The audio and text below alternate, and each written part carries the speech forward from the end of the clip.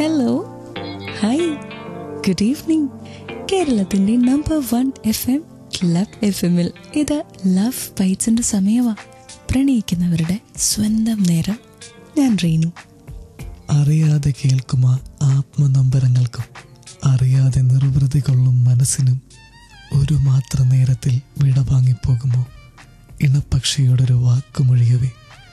കാത്തിരിപ്പോ നിനക്കായി നിലാവിൻ്റെ ജാലകത്തിൻ കൂട്ടിൽ ഏകനായി ഞാനും. സച്ച് എ റൊമാൻറ്റിക് കോട്ട് അല്ലേ? ക്ലബ് FM-ലെ ലവ് ബൈറ്റ്സിലെ ഈ ചൊവ്വാഴ്ച ആരാ റീനുവിന്റെ കൂടെ വന്നേക്കുന്നറിയോ? മറ്റാരുമല്ല, രാജഗോപുരം കടന്നു രാഗമന്ദിരത്തിലേക്കിറങ്ങി വന്ന ദേവസുന്ദരി. ഇനിയും മനസ്സിലായില്ല എന്ന വഴിയേ മനസ്സിലാവും. കേട്ടുകൊണ്ടിരിക്കുക 1 മണി വരെ ക്ലബ് FM-ൽ ലവ് ബൈറ്റ്സ്.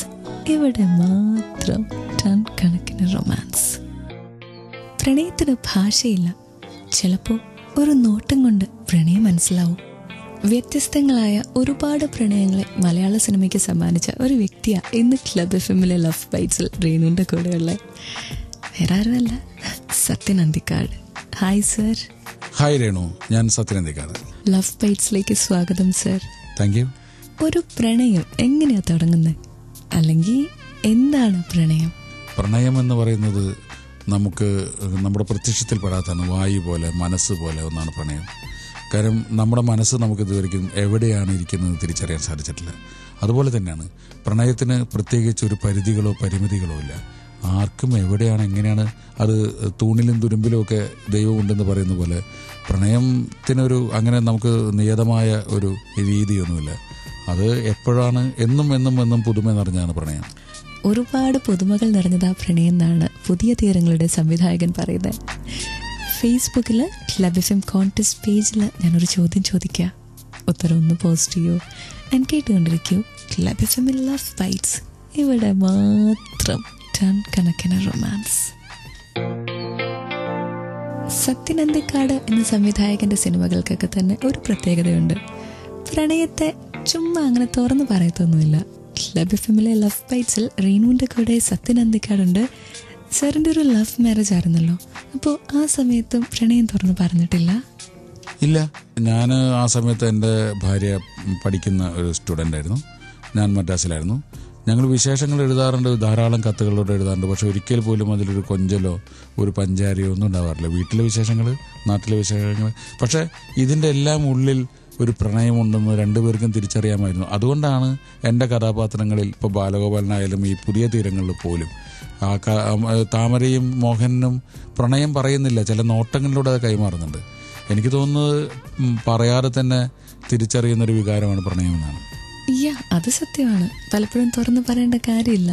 2 പേർക്ക് ഇഷ്ടമുണ്ടെങ്കിൽ അത് നോട്ടം കൊണ്ട്, പ്രവൃത്തികൾ കൊണ്ട്, അതെല്ലാം കൊണ്ട് നമുക്ക് മനസ്സിലാവണം. ക്ലബ് FM-ലെ ലവ് ബൈറ്റ്സിൽ ഞാൻ റീനു, എൻ്റെ കൂടെ സത്യൻ അന്തിക്കാട്.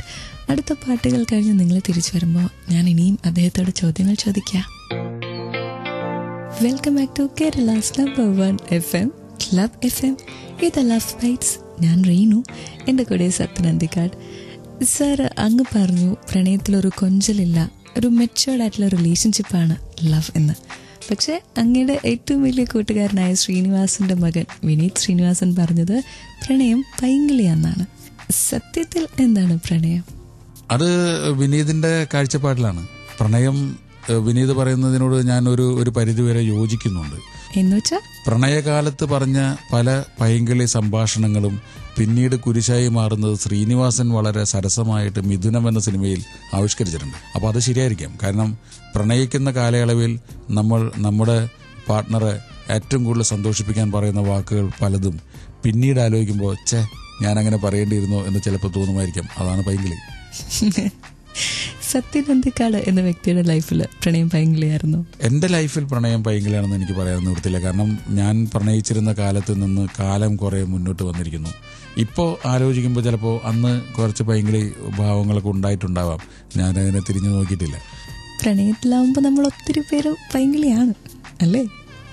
കേട്ടുകൊണ്ടിരിക്കുക ക്ലബ് FM-ൽ love bites with Reenu and Sathyan Anthikad.